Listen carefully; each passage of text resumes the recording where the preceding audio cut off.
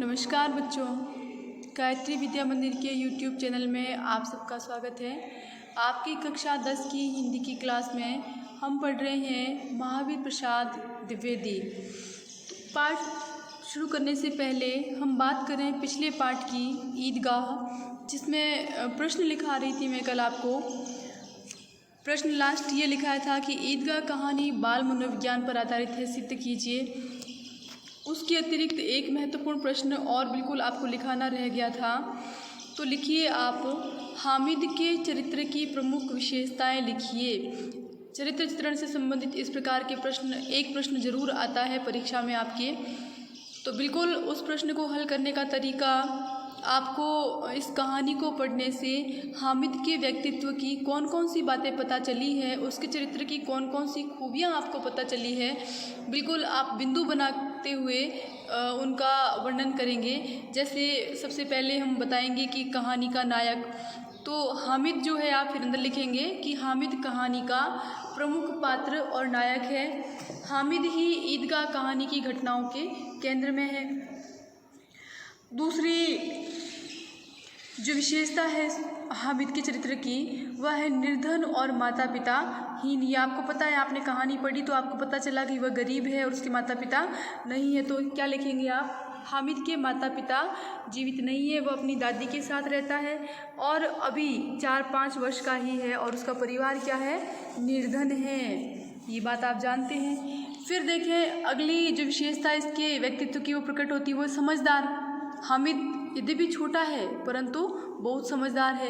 अभावग्रस्त जीवन जीने के कारण उम्र से पहले ही जिम्मेदारी की भावना उसमें है।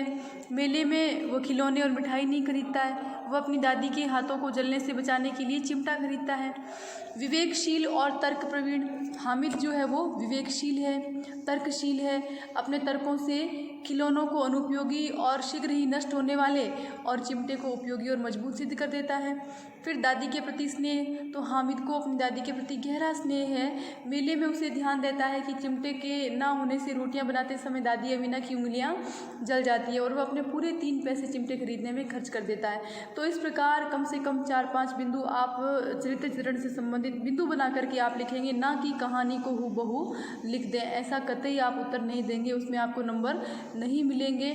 उत्तर लिखने का तरीका, चरित्र चित्रण का उत्तर लिखने का तरीका बिल्कुल आपको बिंदुवार लिखना है। कहानी को पढ़ने से, उसकी घटनाओं से, अन्य पात्रों के मुंह से, जो कहानी का नायक या जो भी विशेष है उसके व्यक्तित्व की विशेषताएं कहानी में घटित घटनाओं के आधार पर प्रकट हो जाती है। तो बिल्कुल आप बिंदु बना करके और उन विशेषताओं का वर्णन कर सकते हैं। तो अब आइए हम पढ़ते हैं अगला पाठ, महावीर प्रसाद द्विवेदी स्त्री शिक्षा के विरोधी कुतर्कों का खंडन। पाठ शुरू होने से पहले हम पढ़ लेते हैं महावीर प्रसाद द्विवेदी का जीवन परिचय। तो जन्म होता है महावीर प्रसाद द्विवेदी का 1864 ईस्वी में और मृत्यु होती है 1338 ईस्वी में। महावीर प्रसाद द्विवेदी का जन्म उत्तर प्रदेश के रायबरेली जिले के दौलतपुर ग्राम में सन 1864 में हुआ।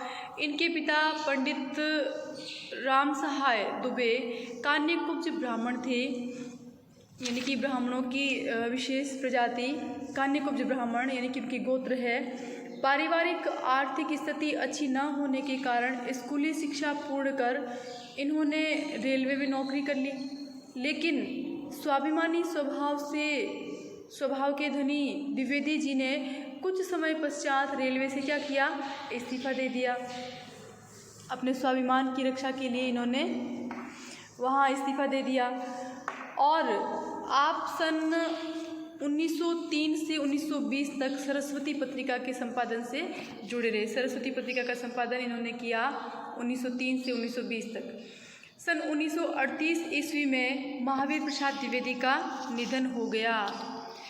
महावीर प्रसाद द्विवेदी प्रखर व्यक्तित्व एवं बहुमुखी प्रतिभा के धनी साहित्यकार थे।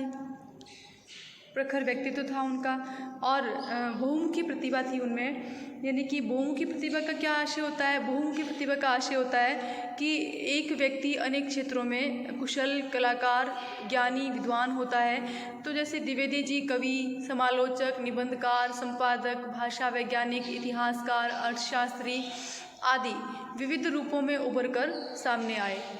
आपने 1903 से 1920 तक सरस्वती के संपादक रहते हुए हिंदी व्याकरण एवं वर्तनी के नियम स्थिर करके हिंदी गद्य की भाषा का क्या किया? परिष्कार किया, यानी कि उसको शुद्ध बनाया महावीर प्रसाद द्विवेदी ने। द्विवेदी जी ने अपने समकालीन कवियों एवं लेखकों का साहित्य रचना में मार्गदर्शन किया। इसी कारण आधुनिक हिंदी साहित्य के द्वितीय उत्थान, जिसे सुधार काल कहा जाता है, को महावीर प्रसाद द्विवेदी के नाम पर द्विवेदी युग भी कहा जाता है। यानी कि इनके समय के साहित्यिक काल को द्विवेदी काल कहा गया। ये इनकी बहुत बड़ी उपलब्धि है। इनके प्रयासों से ही, अंडरलाइन करें आप, इनके प्रयासों से ही खड़ी बोली काव्य की, खड़ी बोली क्या? खड़ी बोली हिंदी, खड़ी बोली काव्य की भाषा के रूप में प्रतिष्ठित हुई। द्विवेदी जी ने कहने का आशय ये है कि पहले काव्य की भाषा जो है ब्रज और अवधी ही हुआ करती थी, किंतु इनके प्रयासों से खड़ी बोली भी काव्य की भाषा के रूप में प्रतिष्ठित हुई। द्विवेदी जी ने भारतीय जातीय परंपरा का समालोचनात्मक दृष्टि से गहन अध्ययन किया एवं प्रासंगिक विवेक सम्मत परंपराओं का समर्थन कर रूढ़ियों का विरोध किया। इनके लेखन में सरलता, सुबोधता एवं परिनिष्ठता के गुण झलकते हैं। यानी कि सरल शैली है इनकी, सुबोध, सरल और सुबोध, यानी कि पढ़ते ही पाठकों को समझ में आ जाए। परिनिष्ठित यानी कहने का आशय ये है कि शुद्ध रूप, परिष्कृत रूप। अब बात करते हैं हम इनकी रचनाओं की। तो इनकी रचनाएं हैं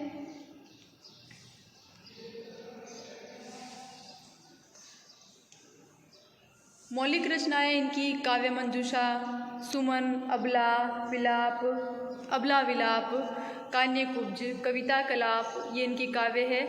अद्भुत आलाप, संपत्ति शास्त्र, महिला मोद, रसज्ञ रंजन और साहित्य सीकर, ये इनकी गद्य रचनाएं हैं। और इनकी अनुदित रचनाएं, यानी कि इन्होंने अन्य भाषाओं की रचनाओं का अनुवाद किया है, वे हैं विनय विनोद, स्नेहमाला, ऋतु तरंगिनी, ये इनकी पद्यमय अनुदित रचनाएं हैं। और भामिनी विलास, रघुवंश, वेणी संहार, बेकन विचार, रत्नावली और स्वाधीनता, ये इनकी गद्य में अनुदित रचनाएं हैं। बिल्कुल।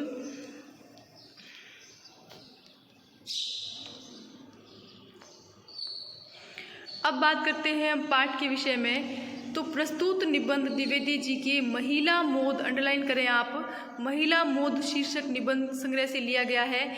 यह निबंध प्रथम बार सितंबर 1914 को सरस्वती पत्रिका में पढ़े लिखों का पांडित्य शीर्षक से प्रकाशित हुआ था। किस शीर्षक से प्रकाशित हुआ था? पढ़े लिखों का पांडित्य। यानी कि यहाँ शीर्षक में भी व्यंग्य है। 21वीं शताब्दी में स्त्रियां शिक्षा, विज्ञान, सरकारी सेवा, निजी क्षेत्र, व्यापार एवं वाणिज्य सहित सभी क्षेत्रों में पुरुषों से कंधा मिलाकर समाज निर्माण एवं विकास में अपना योगदान दे रही है।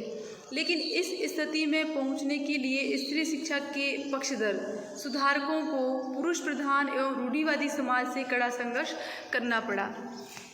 यानी कि ऐसी रूढ़िवादी विचारधारा से संघर्ष करने के बाद ही स्त्रियां आज इस स्थिति तक पहुंच पाई है। यानी कि कहने का आशय लेखक का ये है कि वर्तमान में स्त्री शिक्षा का जो प्रचार प्रसार हुआ है, स्त्री शिक्षा को जो महत्व दिया जा रहा है, वर्तमान समय में एक स्त्री जो पुरुष के कंधे से कंधा मिलाकर हर क्षेत्र में कार्य कर रही है, तो इसका कारण क्या है?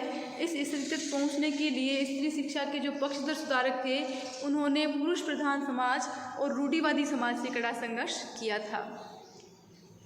क्योंकि पहले के समय लोग स्त्री शिक्षा के विरोधी थे। बिल्कुल उसी समस्या को लेखक ने इस पाठ के माध्यम से व्यक्त किया है।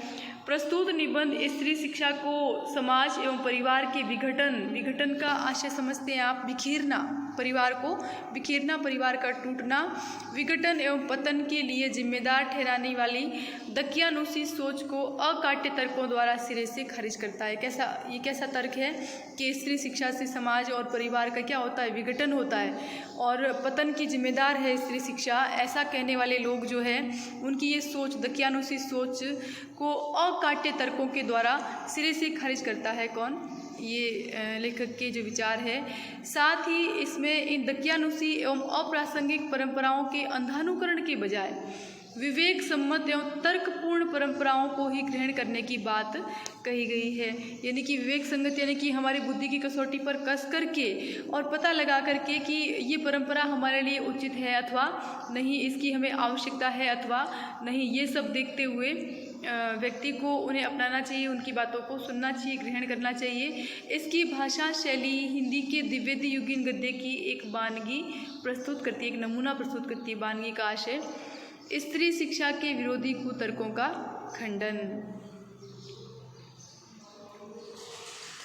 बड़े शोक की बात है, शोक बोले तो दुख की बात, आजकल भी ऐसे लोग विद्यमान हैं जो स्त्रियों को पढ़ाना उनके और गृह सुख के नाश का कारण समझते हैं। लेखक क्या कहते हैं, बड़े दुख की बात है कि आज के समय में भी ऐसे बहुत से लोग हैं समाज में जो स्त्रियों को पढ़ाना, स्त्रियां और गृह सुख यानी कि घर के सुख दोनों के लिए नाश का कारण समझते हैं स्त्री शिक्षा को। और लोग भी ऐसे वैसे